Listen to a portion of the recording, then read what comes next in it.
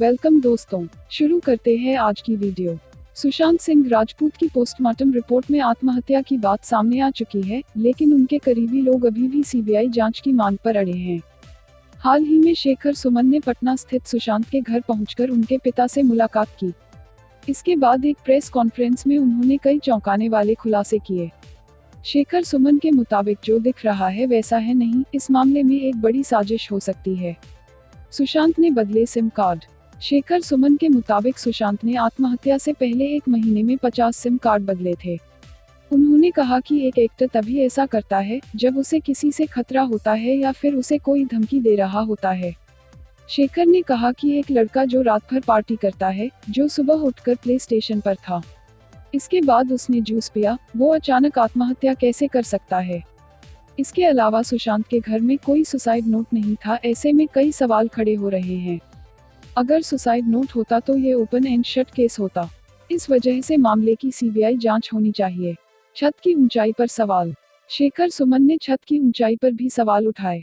उन्होंने कहा कि मुंबई में छत ज्यादा ऊंची नहीं होती है। सुशांत खुद 6 फीट के थे, ऐसे में बेड पर चढ़कर फांसी लगाने वाली बात हजम नहीं हो रही है। उन्होंने फांसी में इस्तेमाल कुर्ते पर भी सवाल उठाए। उन्होंने कहा कि अगर सुशांत ने कुर्ते से फांसी लगाई तो निशाना ज्यादा बड़ा होता। शेखर के मुताबिक उनके पिता अभी भी गहरे सदमे में हैं। वो उनके घर पर काफी देर तक बिना कुछ कहे बैठे रहे। कई बार खामोश रहना ही दुख बांटने का सबसे अच्छा तरीका होता है।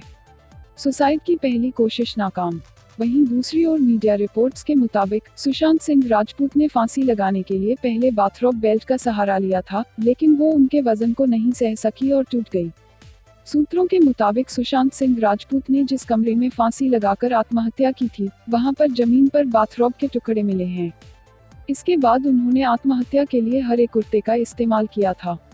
अब पुलिस जांच में यह जानना चाहती है कि क्या कुर्ता सुशांत का भार संभाल सकता था या नहीं, इसलिए कालिना फॉरेंसिक लैब में भेजा गया है। विसरा रिपोर्ट भी आई सामने।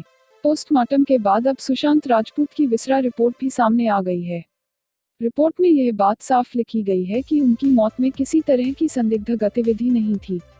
इसके अलावा न तो सुशांत के शरीर पर कोई केमिकल पाया गया और न ही जहर।